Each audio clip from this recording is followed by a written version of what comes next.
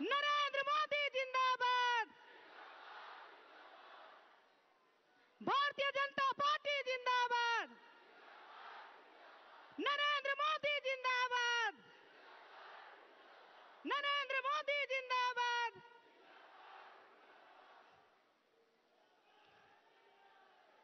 जोरदार ताली बजाइए, ताली बजा के स्वागत कीजिए, अभिनंदन कीजिए।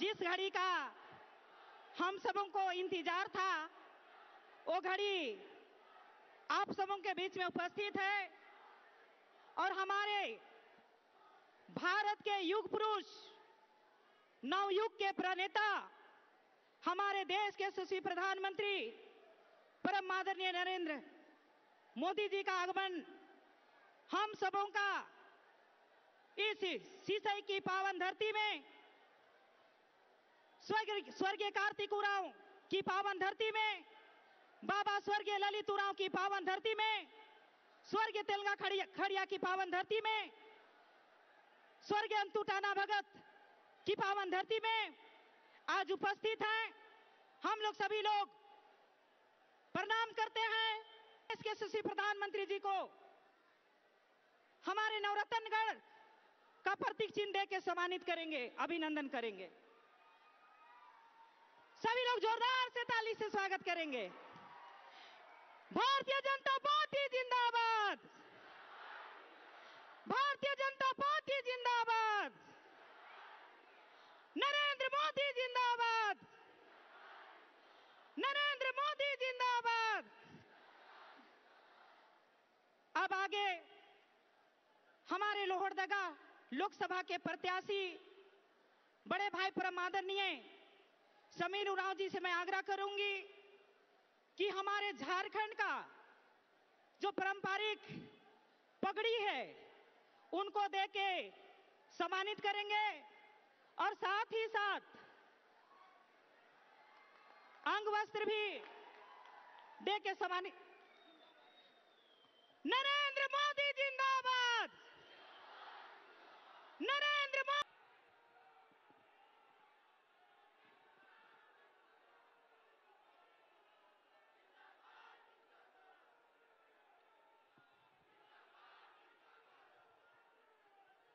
सब आयो बाबा, भाई बहन, दीदी, बूचू और बॉक्साइट नगरी लोहरदगा कर परिवारजन के मोर झारखंडी जोहार।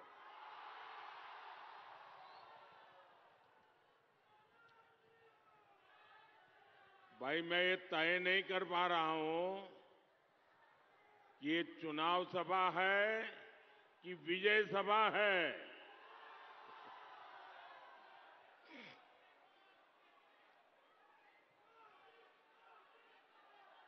सबसे पहले तो जितने लोग पंडाल में हैं उससे ज्यादा लोग वहां धूप में खड़े हैं और उससे जी ज्यादा अभी आ रहे हैं। मैंने हेलीकॉप्टर में से देखा, शायद मेरी सभा पूरी होने के बाद भी लोग आते होंगे।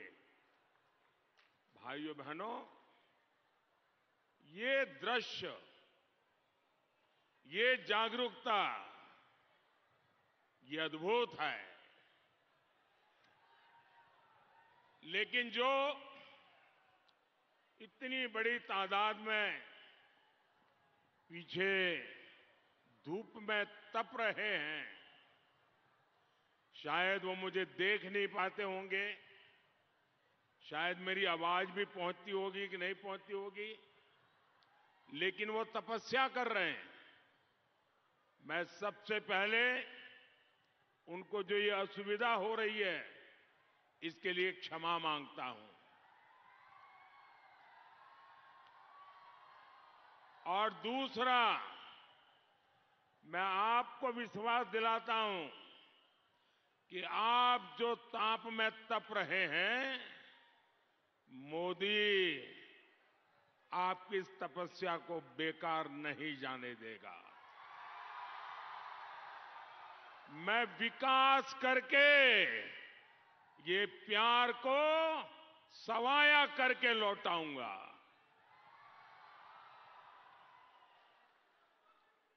मैं भगवान बिरसा मुंडा को श्रद्धापूर्वक नमन करता हूं। पिछले वर्ष उनके जन्मदिवस पर मुझे उनके गांव जाने का सौभाग्य मिला था और मुझे वहां की मिट्टी माथे पर चढ़ाने का गौरव प्राप्त हुआ था।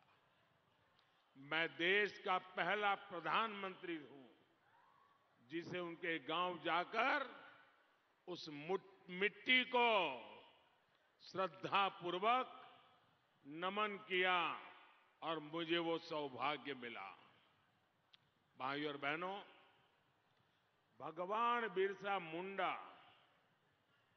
मेरे लिए सिर्फ एक नाम नहीं है, मेरे लिए प्रेरणा है। भगवान बिरसा मुंडा ने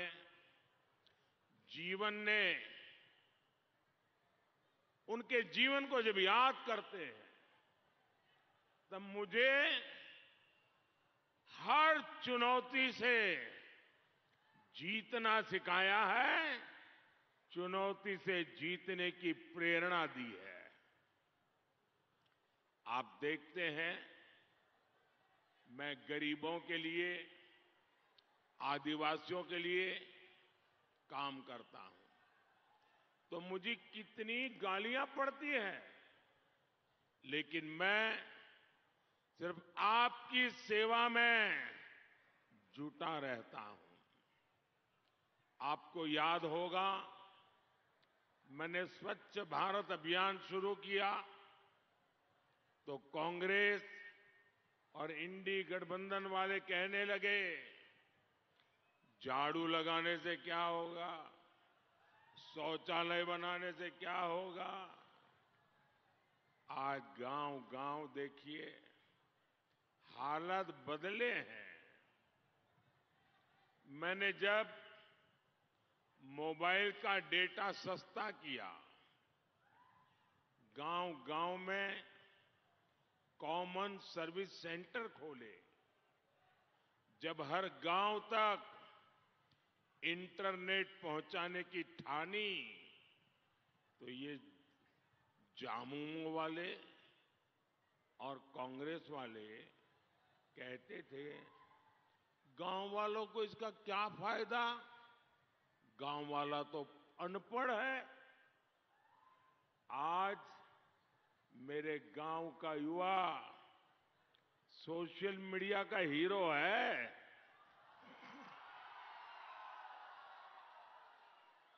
कांग्रेस वालों ने इंटरनेट को अमीरों की चीज बना दिया था। मैंने इंटरनेट को गरीबों के घर पहुंचा दिया है। गरीबों की उंगलियों पर नाच रहा है इंटरनेट। साथियों, आज देश में गरीब की चिंता आपका एक गरीब का बेटा मोदी वही कर रहा है। कांग्रेस के राज में राशन सड़ता रहता था, आदिवासी क्षेत्रों में बच्चे भूख से मरते थे और कांग्रेस अनाज गोदामों पर ताला लगाकर बैठ गई थी।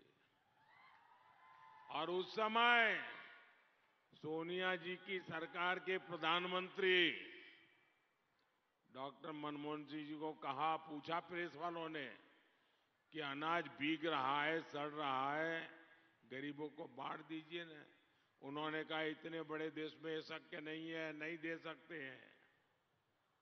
ये मोदी की कमाल देखिए। आपने मोदी को वोट दिया, मोदी को बिठाया, अनाज के सारे गोदाम खोल दिए और आज देश में मुफ्त राशन की योजना चल रही है। और मैंने गारंटी दी है, आने वाले 5 साल और बढ़ाऊंगा। और हैरानी देखिए, ये कांग्रेस के शाही परिवार को, ये जो मैं गरीब का चूल्हा जलता रहे, गरीब का बच्चा भूखा ना रहे, इसलिए मुफ्त में अनाज दे रहा हूं, तो उनको तकलीफ हो रही है, चिल्ला रहे हैं और मुझे पूछ रहे हैं ये मोदी अपने आप को समझता क्या है? ये आदिवासियों को, गरीबों को मुफ्त में अनाज देता क्यों है? अरे तुम कौन होते हो भाई? इस देश के मालिक यही है। इस देश का खजाना इन्हीं लोगों के लिए है। ये नहीं खाएंगे तो कौन खाएगा? शाही परिवार कुछ भी कहे, लेकिन मोदी ने आपको मुफ्त राशन देने की गारंटी दे के रखी है। धरती इधर की उधर हो जाए, आपको मुफ्त राशन मिलने से कोई रोक नहीं सकता, क्योंकि ये मोदी की गारंटी है। साथियों, कांग्रेस के पाप की लिस्ट बनाएं तो कई दिन निकल जाएं। ये कांग्रेस ही है जिसने लोहरदगा, खूंटी, गुमला जैसे जिलों को पिछड़ा कहकर बदहाल छोड़ दिया था। ये ज्यादातर मेरे आदिवासी जिले हैं। यहां बिजली, पानी, सड़क, स्कूल, अस्पताल, ऐसा कोई भी काम ठीक से नहीं हुआ था। आपने मोदी को वोट दिया, मोदी ने इन जिलों को, विकास को अपना मिशन बनाया। मैंने इनको पिछड़े नहीं, बैकवर्ड नहीं, आकांक्षी जिले घोषित किया। यहां क्या क्या काम चल रहा है, कौन सी सुविधा पहुंची, कौन सी सुविधा अभी नहीं मिली है, अफसर काम करते हैं कि नहीं करते हैं, मैं मेरे दिल्ली के कमरे में स्क्रीन पर लगातार उसे देखता रहता हूं, क्या चलता है, मॉनिटर करता हूं। आज ये आकांक्षी जिले देश के बाकी जिलों से भी कहीं तेजी से विकास करने की राह पर आ गए हैं। साथियों, आदिवासियों में भी जो अति पिछड़े हैं, उनको कोई पूछता ही नहीं था। मोदी उनके लिए पीएम जनमन योजना लेकर के आया। इस योजना पर 24,000 करोड़ रुपए खर्च किए जा रहे हैं। इससे आदिवासियों में भी अति पिछड़े साथियों के लिए विशेष तौर पर घर, बिजली, पानी जैसे काम किए जा रहे हैं।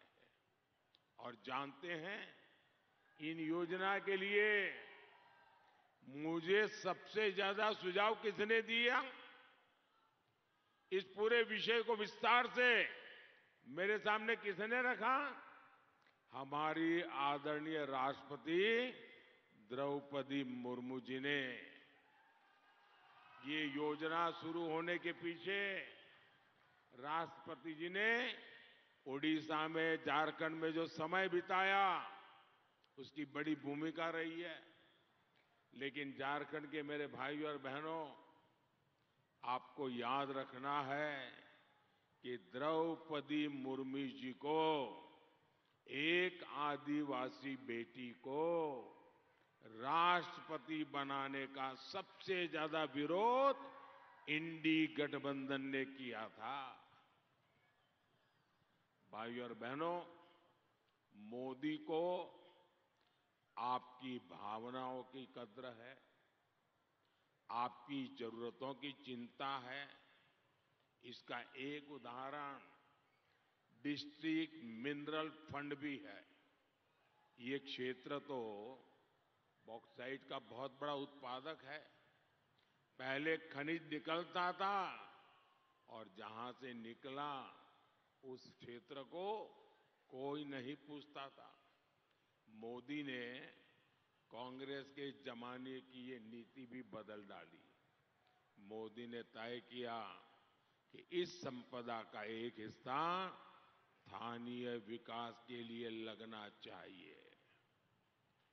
इसके लिए हमने डिस्ट्रिक्ट मिनरल फंड बनाया। इससे झारखंड को भी 12,000 करोड़ रुपए मिले हैं, जो पहले एक पाई नहीं मिलती थी। भाइयों और बहनों, जहां सरकारें भ्रष्ट हो, वहां बजट कितना भी हो, विकास संभव ही नहीं है। जिस बाल्टी में छेद किया हो, उसमें कितना ही पानी भरो, बाल्टी भरेगी क्या? बाल्टी भरेगी क्या? यहां वो भ्रष्टाचार का छेद ऐसा लगा हुआ है, सीधा पाइप उनके घर में जाता है। ऊपर से रुपया निकालो, नीचे से पाइप में उनके घर में पहुंच जाता है। झारखंड इन्हीं मुसीबतों से गुजरा है। आप देखिए पेपर लीक का मामला। इस राज्य में कोई ऐसी एग्जाम नहीं है, कोई ऐसा पेपर नहीं है जो लीक ना होता हो। मेरे नौजवानों का क्या होगा भाई? और मैंने देखा कि झारखंड सरकार में बैठे हुए लोग सुधरने वाले नहीं हैं, तो मुझे दिल्ली से ही डंडा चलाना पड़ेगा। और इसलिए मोदी ने ये पेपर लीक वाले जो माफिया है ना, उनके विरुद्ध में एक बहुत कड़ा कानून बना दिया है। ये बच्चों के, नौजवानों के भविष्य के साथ खिलवाड़ करने वालों को अब जिंदगी जेल में गुजारनी पड़ेगी। भाइयों बहनों, अगर हमारे पास 100 रुपया, 200 रुपया, 1000 रुपया हो, तो हम ऐसे बांध करके रखते हैं, इतना संभाल करके रखते हैं कि भाई जरूरत पड़ेगी तो काम आएगा। हमारी माताएं बहनें घर के अनाज के अंदर कपड़े में बांध करके पैसे, सोना रख देती है, चांदी रख देती है, ताकि जरूरत पड़े तो काम आ जाए। एक एक रुपये की कीमत होती है। लेकिन झारखंड में देखिए, कांग्रेस के सांसद के घर से नोटों के ढेर निकले, नोटों के ढेर। और नोटों के ढेर इतने बड़े थे कि बैंक से मशीन लाए गिनने के लिए, तो ये मशीन भी हाँफने लगे। मुझे बताइए भाई बहन, ये पैसा किसका है? ये आपका है कि नहीं है? ये पैसा आपका है कि नहीं है? ये पैसा आपके पसीने का है कि नहीं है? ये पैसा आपके हक का है कि नहीं है? किसने उनको चोरी करने का अधिकार दिया भाई? एक मुख्यमंत्री भ्रष्टाचार के गंभीर मामलों में जेल में बंद है। अब आप मुझे बताइए, कोई आपके घर में चोरी कर जाए तो आप उसको सजा चाहेंगे कि नहीं चाहेंगे? अगर आपके घर में चोर घुस जाए और आपका कुछ लेकर के चला जाए तो आप उसको पकड़ना चाहते कि नहीं चाहते हैं? आप चाहते कि नहीं चाहते उसको सजा मिले? चाहते कि नहीं चाहते? अगर आपके घर में कोई चोरी कर जाए, उसको जेल भेजना चाहते हैं, तो ये झारखंड भी तो आपका घर ही है ना। ये झारखंड आप ही का है ना। उसमें कोई चोरी कर जाए तो वो जेल जाना चाहिए कि नहीं जाना चाहिए? सजा होनी चाहिए कि नहीं होनी चाहिए? साथियों, जिसने झारखंड को लूटा, जिसने झारखंड को लूटा, उस पर कानून के तहत कार्रवाई हो रही है और अदालत इस काम पर थप्पे पे थप्पा मार करके अदालत डंके की चोट पर कह रहा है, हां, चोरी की है। भाइयों बहनों, मोदी का एक ही संकल्प है, भ्रष्टाचार हटाओ। और ये इंडी अलायंस वाले कहते हैं भ्रष्टाचारी बचाओ। वो रैलियां करते हैं, किस चीज के लिए करते हैं? नौजवानों को रोजगार मिलेगा, इसके रैली नहीं। कारखाना खुलेगा, इसके लिए रैली नहीं। किसानों का भला होगा, उसके लिए रैली नहीं। महिलाओं का भला होगा, इसके लिए रैली करते हैं। कभी दिल्ली में करते हैं, कभी रांची में करते हैं। सारे इकट्ठे होते हैं, हाथ ऊंचा करते हैं। क्यों? भ्रष्टाचारी बचाओ, भ्रष्टाचारी बचाओ। अरे चुनाव के समय भी भ्रष्टाचारी बचाओ की रैलियां कर रहे हो, मतलब तुम्हें इस देश के कोई लेना देना नहीं है। भाइयों बहनों, मैं आपको गारंटी देता हूं, आने वाले 5 साल में ऐसे सभी भ्रष्टाचारियों पर कानून का डंडा चलेगा, चलेगा, चलेगा। साथियों, आपको भी पता है कि जी गरीब आगे बढ़ता है तो उसके लाख दुश्मन हो जाते हैं। पता है, मैं दलित, आदिवासी, ओबीसी, इस आरक्षण में से रत्ती भर भी उनको चोरी नहीं करने दूंगा। ये मेरी आपको गारंटी है। साथियों, कांग्रेस की कुनीतियों ने ही देश को नक्सलवाद की खूनी हिंसा दी। इंडी गठबंधन वाले कहते हैं मोदी के खिलाफ वोट जिहाद करो, वोट जिहाद। पहले हमने इनको मिला एक एक वोट सीधा मोदी के खाते में जाएगा। आपका वोट जैसा ही कमल दबाया तो समझ लीजिए मोदी को मिल गया। अच्छा, मेरा एक काम करेंगे, मेरा एक काम करेंगे, जरा हाथ ऊपर करके बताइए, मेरा काम करेंगे। देखिए, घर घर जाइएगा और हर घर में जाके कहना मोदी जी आए थे, मोदी जी ने जोहार कहा है, श्री राम कहा है। मेरा श्री राम पहुंचा दोगे? बोलिए भारत माता की, भारत माता की। बहुत बहुत धन्यवाद।